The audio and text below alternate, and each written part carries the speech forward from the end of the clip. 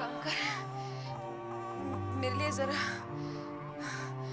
शराब ले आ। मेरा दिल टूट गया है। मैं सोच रही थी कि तीर्थ यात्रा पर निकल जाऊं। क्या करें, कहाँ जाएं? बाहर जाते हैं तो ऐसा लगता है कि हर नजर हम पर गड़ी हुई है, हमें ताक रही है, हमारा मजाक उड़ा रही है।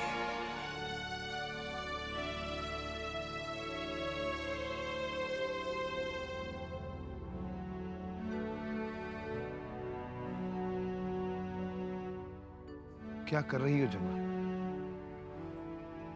रतन ने बताया कि तुमने कुछ नहीं खाया।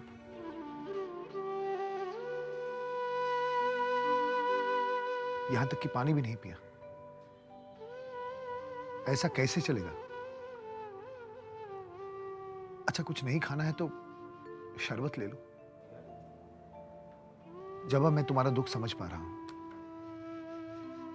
सुविनय बाबू के जाने के बाद तुम अंदर ही अंदर टूट सी गई हो, लेकिन तुम्हें जीना है, खुद के लिए जीना है जबा। हमारे भविष्य के बारे में सोच के जीना है।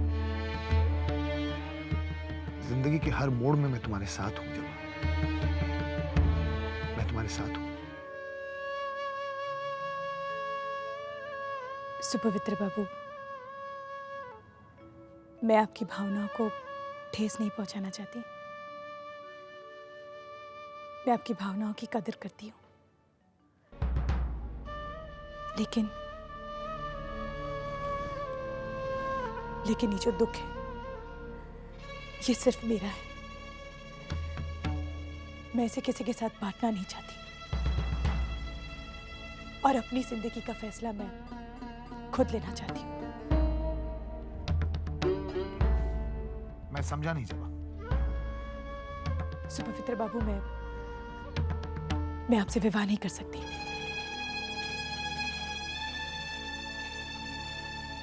क्या मैं जान सकता हूं क्यों? इस क्यों का जवाब मैं आपको फिलहाल नहीं दे सकती। बस इतना कह सकती हूँ, आप मेरा ख्याल अपने दिल से निकाल दीजिए, और मेहरबानी करके आइंदा यहां कभी मत आइएगा। ठहरो जबा।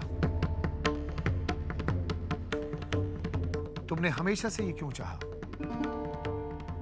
कि जो भी काम हो, जो भी फैसला हो, वो तुम्हारी मर्जी से हो? मेरा भी कुछ आत्मसम्मान है। तुमने जब चाहा, जैसे चाहा मुझे अपमान किया, लेकिन मैंने सब कुछ बर्दाश्त किया, सिर्फ इसलिए क्योंकि मैं तुमसे प्यार करता था। वरना शुरू से ही मुझे लग रहा था कि तुम जिस तरह से मेरे साथ व्यवहार कर रही हो, कुछ अजीब सा है। मैंने सब कुछ बर्दाश्त किया क्योंकि मैं तुमसे प्यार करता था, लेकिन बस जब बहुत हो गया। बहुत बर्दाश्त कर लिया मैंने। अब तुम मुझे यहां क्या बुलाओगी? मैं खुद ही नहीं आऊंगा।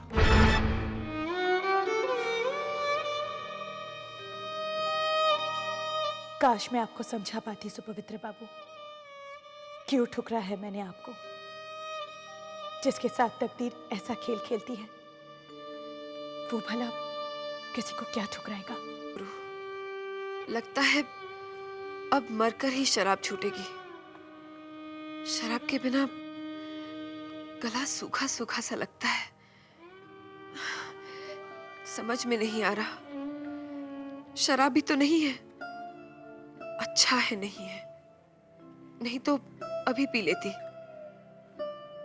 एक काम करती हूँ, चारुलता से सूर्य को ले आती हूँ, अपने साथ सुला लूंगी। हाँ, नहीं, इतनी रात में ठीक भी नहीं है, सब सो रहे होंगे। क्या करूं?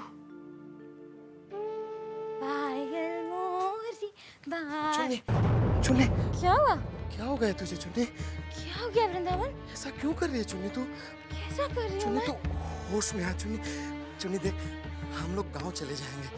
तो क्यों हम गांव चले जाएंगे? चुन्नी चिंता मत कर चुन्नी। चुन्नी देख, सब कुछ ठीक हो गया। छोड़ मुझे, छोड़। चुन्नी तू, मेरे को छोटे बाबू से मिलने जाना है। हाँ ठीक है, तू यहाँ मेरे को बैठ। बाल वाल बनाने दे। हाँ ठीक है, यहाँ बैठ। हाँ यहाँ बैठ। मैं छोटे बाबू से मिलने जाऊंगी, उनके लिए सजूंगी, सवरूंगी। हालत में मैं तुझे गांव भी नहीं ले जा सकता। मैं क्या करूं? क्या हो गया वृंदावन? तू तू रो क्यों रहा है? हाँ, तू रो क्यों रहा है? इधर आ, इधर आ, मेरी गोद पे सर रख। तुझे पता है जब छोटे बाबू थे ना तो वो घंटों मेरी गोदी में सर रख के लेटा तू करते थे। उन सबको भूल क्यों नहीं जाती चुन्नी? आज उन्हीं लोगों की वजह से तेरी ये हालत है, उन्हीं लोगों की वजह से चुन्नी। ये तू क्या कह रहा है वृंदावन? छोटे बाबू, देखिए तो वृंदावन क्या कह रहा है आपके बारे में। कहते हैं आपकी वजह से मेरी ये हालत है, लेकिन मैं जानती हूँ ऐसा नहीं है, बिल्कुल ऐसा नहीं है। आप बहुत अच्छे हैं, मुझसे प्यार करते हैं ना, है ना?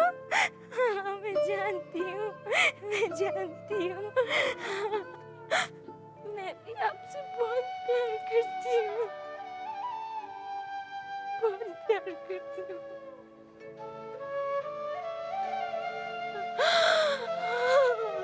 सासू माँ ने अचानक काशी जाने का निर्णय कैसे ले लिया? कहीं आपने? कैसी बात कर रही हो तुम? इस बारे में मैंने जिक्र सिर्फ तुम्ही से तो किया था। लेकिन चारू, कहीं ऐसा तो नहीं हुआ है कि जब हम बात कर रहे थे तो माँ ने सुन लिया हो? हाँ, शायद ऐसा ही कुछ हुआ है। पता नहीं क्यों जब से माँ गई है ना चारू, मेरे दिल पर एक अजीब सा बोझ है। ऐसा लगता है कि माँ की जाने की वजह मैं हूं। मैंने तो इस बारे में सिर्फ जिक्र किया था, मगर माँ मुझसे दूर चली जाए ये तो मैं कभी सोच भी नहीं सकता था। तो आपने उन्हें रोका क्यों नहीं?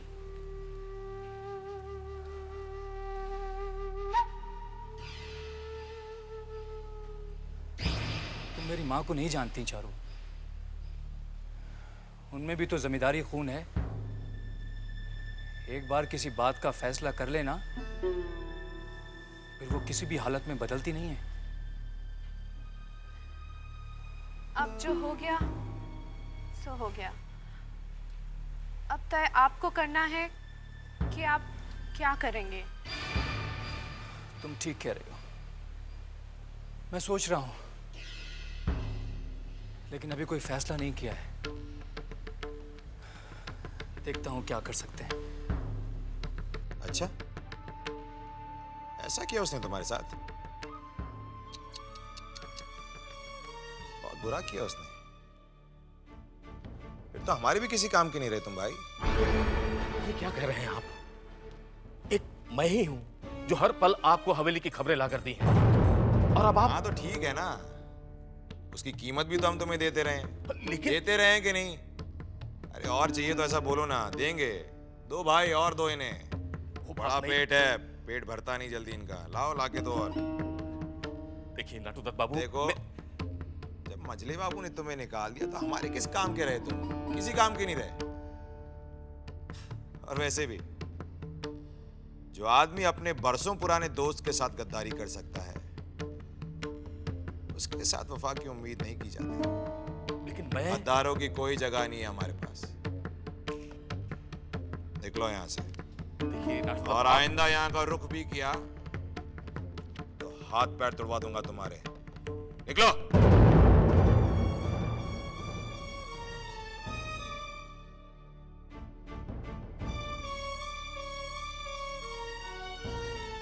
कालू, मालिक, जरा पता करो कि हवेली में क्या खिचड़ी पक रही है।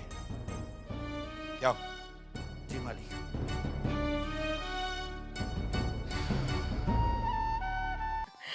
तो पढ़ाई ठीक ठाक करते हो ना उधर? अच्छा बता, मेरी याद आती है? आपकी बहुत याद आती है। दामाद जी किधर है? हाँ बाबूजी, उधर है अंदर। क्यों आया? अच्छा, चलो हम लोग खाना वाना खाते कुछ ना? प्रणाम पिताजी।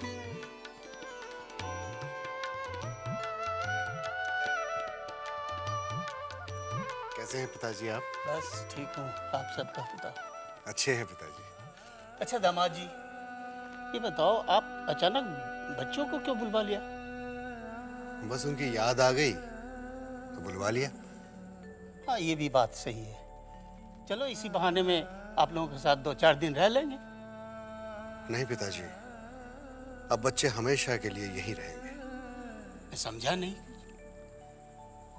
हम चाहते हैं कि बच्चे हवेली में रहकर शिक्षा प्राप्त करें। हमें अच्छा नहीं लगता कि बच्चे माँ बाप से दूर रहें और माँ बाप बच्चों से। कहते हैं कि दूरियां अक्सर प्यार मोहब्बत में कमी ले आती है। ये भी ठीक बात है। और बच्चे भी हमेशा आप लोगों को याद कराया करते थे। हमें वो खादान के बारे में बस पिताजी रहने दीजिए, उसकी बात न छेड़े तो अच्छा है। बात बढ़ती है तो बहुत आगे निकल जाती है। जख्म अभी ताजा है और किसी बहुत बड़े हकीम ने कहा है कि जख्मों के परतों को आहिस्ता आहिस्ता खोलना चाहिए। जल्दबाजी की तो खून निकलने लगता है, बहुत दर्द होता है। हम आपके दर्द को समझते हैं दामाद जी। अरे आप तो बहुत हिम्मत वाले हो। अगर हिम्मत वाला ही हिम्मत हार जाए तो आखिर हिम्मत वाला कहलाएगा कौन? कोई फिक्र मत कीजिए, सब ठीक हो जाएगा, सब ठीक हो जाएगा। भगवान पर भरोसा रखिए। अरे बंसी जी सुन तो, जैसे ही मजले बाबू नाच घर से बाहर निकले तू मुझे फौरन खबर कर दे। मुझे शराब चाहिए। छोटी बहू रानी, कहीं मजले बाबू ने देख लिया तो मेरी आफत आ जाएगी। और अगर तूने मुझे खबर नहीं की तो भी तेरी आफत आ जाएगी। जो कहा है वही कर। तू खड़ा मेरा मुंह क्या देख रहा है? देखिए छोटी बहू रानी, मजली बहू रानी हमको पहले ही बहुत डांट चुकी हैं और उन्होंने सारे नौकरों को एक तरह से मना कर दिया है कि कोई आपके लिए शराब लाके ना दे। अब अगर वो फिर देख लेंगी तो मेरी मुसीबत आ जाएगी। मैं नहीं जाऊंगा। तू नहीं जाएगा? नहीं।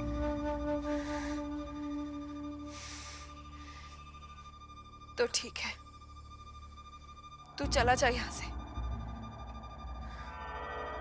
मैं अपना इंतजाम खुद कर लूंगी। जा।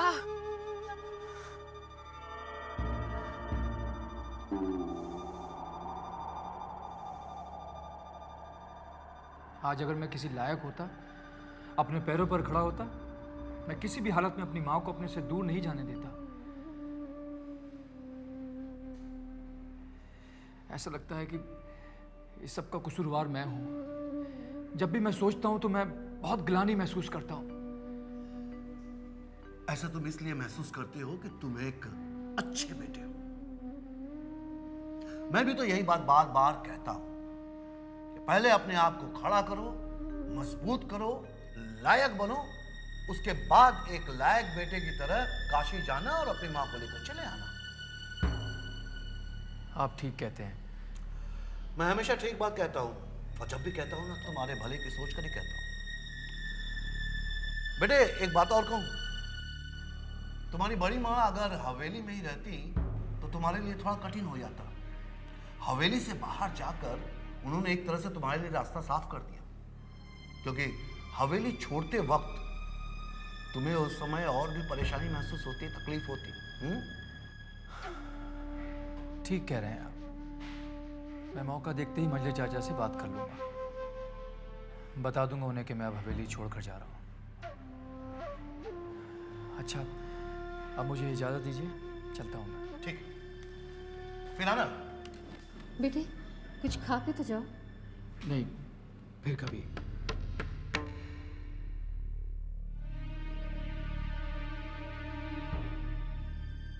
देखिए, आप जो कर रहे हैं अच्छा नहीं कर रहे हैं। क्या अच्छा नहीं कर रहा हूं? क्या अच्छा नहीं कर रहा हूं? तुम क्या सोचती हो कि मैं अपने बेटे और दामाद का बुरा होने दूं? हवेली में बचा ही क्या है? कुछ नहीं बचा। पूरी की पूरी हवेली बर्बाद हो चुकी है और मैं अपने बेटी दामाद को उस बर्बादी से बचा रहा हूं। हाँ प्रणाम। क्या खबर लाया है? सरकार, बड़ी माँ हवेली छोड़कर काशी चली गई हैं और हाबुलदत्त बाबू भी अपने दामाद नन्हे बाबू को हवेली से निकालने की कोशिश कर रहे हैं।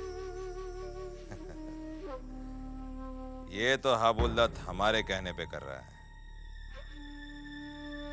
हाँ, अब वो दिन दूर नहीं जब हवेली के तिनके को हम अलग कर देंगे। उसके बाद हमें मजले बाबू को मारने की जरूरत ही नहीं पड़ेगी। खुद ब खुद जिल्लत की मौत मर जाएगा वो।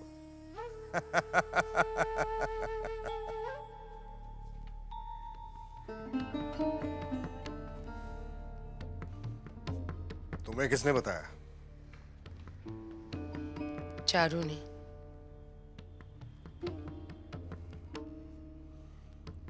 हम जानते हैं मजली, ये हाबुलदत्त की कारस्तानी है। वो वक्त का फायदा उठा रहा है। एक बार हमें इस बुरे समय से निकल आने दो, फिर हम उसे बताएंगे कि हम क्या हैं। देखिए, अब जो भी कीजिए सोच समझ कर कीजिए। आप बहुत